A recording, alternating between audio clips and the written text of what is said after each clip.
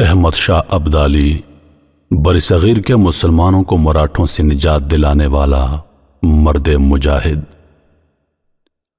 احمد شاہ ابدالی کو افغان عوام محبت اور عقیدت سے احمد شاہ بابا کے نام سے یاد کرتے ہیں اور اسی عقیدت سے اس عظیم افغان فرمانروا کی قبر پر حاضری دیتے ہیں جنہوں نے 18ویں صدی عیسوی میں قندھار میں افغان سلطنت کی بنیاد رکھی اور صرف ربع صدی کے عرصے میں اس کی سرحدیں دریائے آمو سے دریائے سندھ تک اور تبت سے خراسان تک وسیع کر کے 51 برس کی عمر میں دنیا سے رخصت ہو گئے۔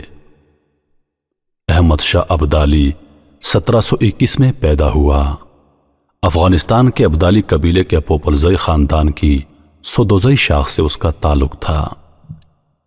ان کا باپ سردار زمان خان مرحوم ہرات پر ایرانیوں کے قبضے کی مزاحمت کرتا رہا مگر ناکام رہا اور ایرانی ہرات پر قابض ہو گئے۔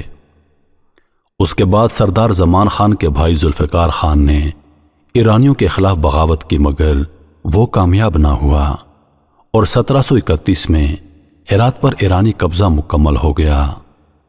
سردار زمان خان کا بیٹا احمد خان ایرانی فرمانروا نادر شاہ کی فوج میں بھرتی ہوا اور اپنی خداداد صلاحیتوں کے باعث ایک سپاہی کے منصب سے ترقی کرتے ہوئے صرف 33 برس کی عمر میں سپاہ سالار کے مقام تک جا پہنچا۔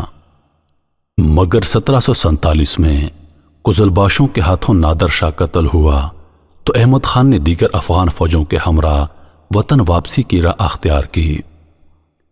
قندھار میں افغان سلطنت کی بنیاد رکھی۔ احمد شاہ کا لقب پایا اور دردراں موتیوں کا موتی کا خطاب حاصل کیا جس کی وجہ سے انہیں دورانی بھی کہا جاتا ہے۔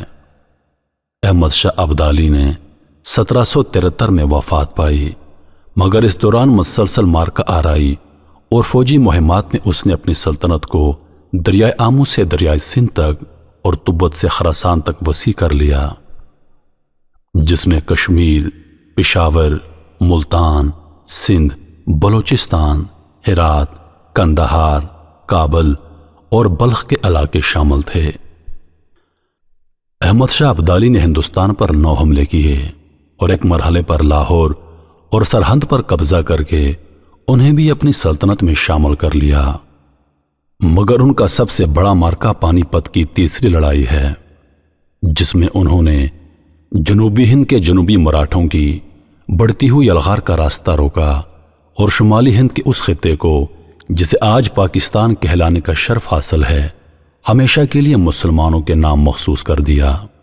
یہ وہ دور تھا جب مغل بادشاہت زوال کا شکار تھی۔ اسے ایک طرف سمندر پار سے تجارت کے نام پر آنے والی کمپنیوں نے جن میں برطانیہ اور فرانس کی ایسٹ انڈیا کمپنیاں سر فہرست تھیں دھکیلنا شروع کر دیا تھا۔ دوسری طرف جنوبی ہند کے انتہا پسند ہندو یعنی مراٹھوں کی فوج دلی پر قبضے کے لیے بے چین تھی۔ تیسری طرف پنجاب میں سکھوں نے اپنی قوت اور خود مختاری کے اظہار کا آغاز کر دیا تھا اور اسی فضا میں ایرانی فرمانروا نادر شاہ نے دلی پر حملہ کر کے اس کی اینٹ سے اینٹ بجا دی تھی اور وہ قتل عام کیا تھا کہ تاریخ اس کی مثال پیش کرنے سے قاصر ہے۔ اس وقت حضرت شاہ ولی اللہ محدث دہلوی رحمۃ اللہ علیہ جنوبی ایشیا کے مسلمانوں کی علمی اور دینی قیادت کا علم اٹھائے ہوئے تھے۔ انہوں نے دلی کی طرف ہندو مراٹھوں کے یلغار کو شمالی ہند کے مسلمانوں کے لیے سب سے بڑا خطرہ سمجھتے ہوئے مغل بادشاہت کو اس کے مقابل بے بس پا کر احمد شاہ ابدالی سے مدد کی فریاد کی۔ مراٹھے بھی اپنے مقابلے میں افغانوں کے وجود کو سب سے بڑا خطرہ سمجھتے تھے اور 1758 میں پنجاب کو افغانوں سے خالی کرانے کی مہم میں پشاور تک یلغار کر چکے تھے۔ اس پس منظر میں افغانوں کی ابھرتی ہوئی قوت ہی عالم اسباب میں شمالی ہند کے مسلمانوں کا سب سے بڑا سہارا بن سکتی تھی۔ چنانچہ حضرت شاہ ولی اللہ کی دعوت پر احمد شاہ ابدالی نے 1761 میں مراٹھوں کے مقابلے کے لیے ہندوستان پر لشکر کشی کی اور پانی پت کے میدان میں مراٹھوں کو تاریخی شکست سے دوچار کرنے کے بعد دلی کی حکومت ایک مرتبہ پھر مغل بادشاہ محمد شاہ کے سپرد کر کے اپنے وطن واپس لوٹ گیا۔